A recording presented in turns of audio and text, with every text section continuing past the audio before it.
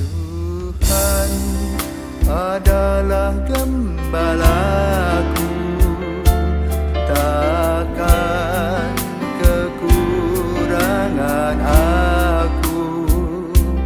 Dia membaringkan aku di padang berumput hijau. Saudari yang terkasih di dalam Kristus, selamat pagi. Salam jumpa lagi dalam Sabda Siap Saji. Kamis 4 Januari 2024, hari biasa masa Natal. Marilah kita berdoa dalam nama Bapa dan Putra dan Roh Kudus. Amin. Allah Bapa Maha Cinta, kami bersyukur kepadamu karena kami telah Kau perkenankan mengetahui Kaulah sumber segala kebaikan. Berilah kami hati yang baik untuk mengalami kehadiran Kristus Sang Mesias dalam hidup kami. Sebab Dialah Tuhan pengantara kami yang bersama dengan Dikau dalam persatuan Roh Kudus, hidup dan berkuasa Allah sepanjang masa. Amin. Tuhan bersamamu dan bersama rohmu. Inilah Injil Yesus Kristus menurut Yohanes.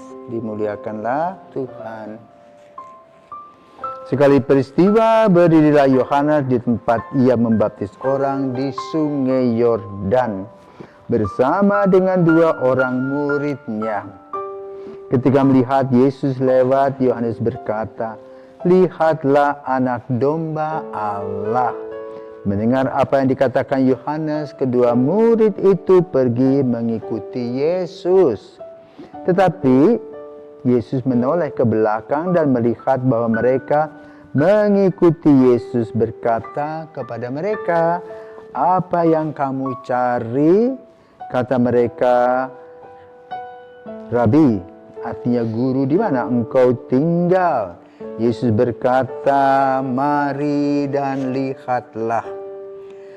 Mereka pun datang dan melihat di mana Yesus tinggal, dan hari itu mereka tinggal bersama-sama dengan Dia. Waktu itu kira-kira pukul 4. Salah seorang dari kedua murid yang mendengarkan kata-kata Yohanes lalu mengikuti Yesus adalah Andreas, saudara Simon Petrus. Andreas mula-mula bertemu Simon, saudaranya, dan berkata kepadanya, "Kami telah menemukan Mesias," artinya Kristus. Lalu Andreas membawa Simon kepada Yesus.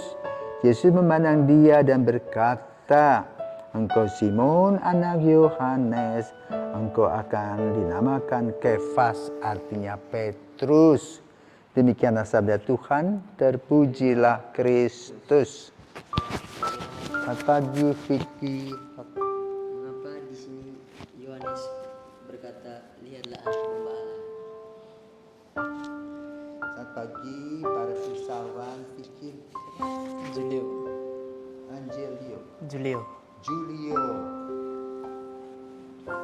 Oke. Tadi kita mendengar dari Injil ada 2 murid. Apakah kamu orangnya? Bukan. Bukan ya? Siapa? Siapa tadi di situ? Simon. Andreas. Nah, Andreas itu kemudian mencari Simon Petrus. Dia katakan apa? "Aku ketemu Yesus Kristus." Mesias. Nah, sama seperti kamu sekarang kalau nonton TikTok. Kamu suka nonton TikTok atau kamu main TikTok kan? Nonton TikTok. Belum pernah bermain di TikTok. Belum. Nah, sekarang kamu buatkan TikTok ya, bahwa ada 2 orang namanya Julio dan Vicky sedang berbincang-bincang tentang Yesus. Ya. Nah, awalnya Andreas itu tinggal di daerah yang disebut Qumran, di sebuah perbukitan. Ya. Kalau kita pergi ke sana, masih ada lokasi bekas mereka tinggal, seperti seminari, seperti pesantren kalau dalam dunia Islam. Di sana ada kamar tidurnya, seperti kamu itu tidurnya barak. Ada kamar makannya juga barak. Ada tempat sembahyangnya juga seperti kamu punya kapel, tapi sekarang tinggal bebatuan saja. Nah, di sana Yohanes Pembaptis termasuk kelompok yang menantikan kedatangan Yesus yang disebut Anawim. Ya. Maka dia pemuda-pemuda, antaranya Andreas tadi, menerangkan intuisinya bahwa suatu hari akan ada orang yang akan membebaskan kita. Bentuk rupanya aku belum tahu, tetapi aku rasa. Jadi boleh katakan Yohanes Pembaptis itu mempunyai nubuatan. Bukan ngeramal, nubuatan, merasa. Dan itulah setelah mereka dari Qumran itu menyusuri kemudian sungai Yordan. Waktu itu sungai Yordan cukup besar, sekarang tinggal kecil saja. Kalau sekarang sungai Yordan itu namanya parit untuk kita sekarang. Tidak lebar lagi, dulu lebarnya sekitar 2-3 meter. Ya, lama-lama kecil mungkin karena pengaruh perkembangan bumi. Nah, di sana mereka tidak punya tempat-tempat seperti bisa membersihkan diri. Sebelum ada. Sama dalam peristiwa di Bali, ya. Di Bali itu di bawah tahun 2000 itu marak sekali orang mandi di sungai karena belum punya di rumah masing-masing. Karena apa? Kalau kita perhatikan itu harus dibuat di Tebet, daerah khusus, ya. Itu harus di barat selatan, tidak boleh timur utara. Maka lalu kebiasaan mereka semuanya kumpul di sungai, mandi rame-rame di sungai, dan disitulah tempat untuk ngobrol-ngobrol, ya, sama seperti di Bali, bicara tentang hari raya, tentang pergi ke pura, tentang bercocok tanam, bertani, tentang subak dan sebagainya. Andreas termasuk orang yang duduk di sana. Tetapi ketika suatu saat mereka pergi mengikuti Yohanes, digambarkan dalam Injil tadi, ada Yesus di sana yang pendatang baru dan belum dikenal, tetapi Yohanes mengatakan inilah anak domba Allah yang menghapus dosa dunia. Maka Andreas ingin tahu akan kata-kata sang Yohanes itu.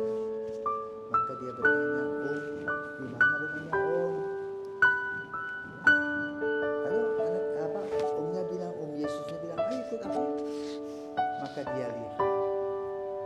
Dan lalu dia menceritakan banyak hal.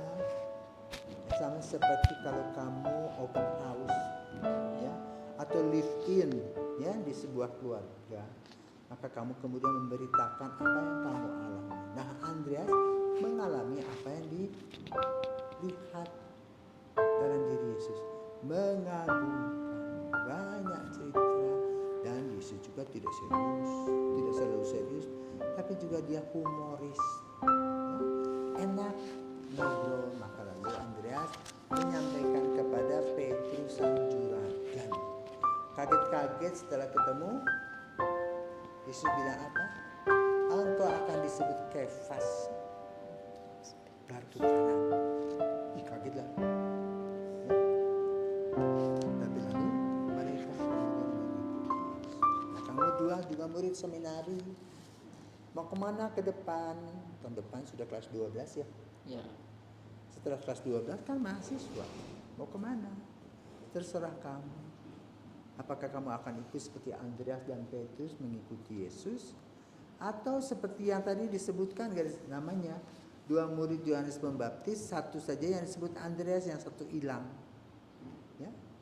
Nah, saudaraku terkasih, pada pagi hari ini kita diajak untuk merenungkan bagaimana kita secara pribadi menjawab panggilan Tuhan sesuai dengan karakter kita masing-masing, sesuai dengan situasi dan kondisi kita masing-masing, sesuai dengan suasana hati kita. Tetapi lalu apa yang harus kita lakukan? Satu, bersyukur kepada Tuhan karena kita boleh hidup sebagai makhluk hidup. Kedua, boleh bersyukur karena apa? Kita dipilih oleh Yesus, maka namanya nama Kristiani. Ya. Ketiga, kerja keras. Sebagai mahasiswa, sebagai siswa belajar yang baik, mempersiapkan hari depan. Ya. Dengan model apa? Dengan model mana? Dengan bagaimana? jujur, disiplin, tanggung jawab, dan juga sopan santun. Menghargai orang, bukan langsung gebuk orang. Keempat, mohon agar Tuhan memberikan kepada kamu harapan. Kamu berharap supaya langkahmu baik, panggilan kamu juga katakan mantap, dan godaan-godaan juga tidak terlalu banyak. Karena umur kamu ini banyak bunga-bunga kehidupan yang cantik-cantik berada di sekeliling kamu, dan kamu mulai tertarik seperti kumbang ya. Kumbang tertarik dengan bunga-bunga berkeliling seperti itu. Tetapi lalu madu yang diterima oleh kumbang itu kehidupan orang lain. Jadi kamu juga panggilanmu itu harus digunakan untuk melayani orang lain dalam nama Yesus. Inilah yang harus kita kerjakan pada renungan pada hari ini.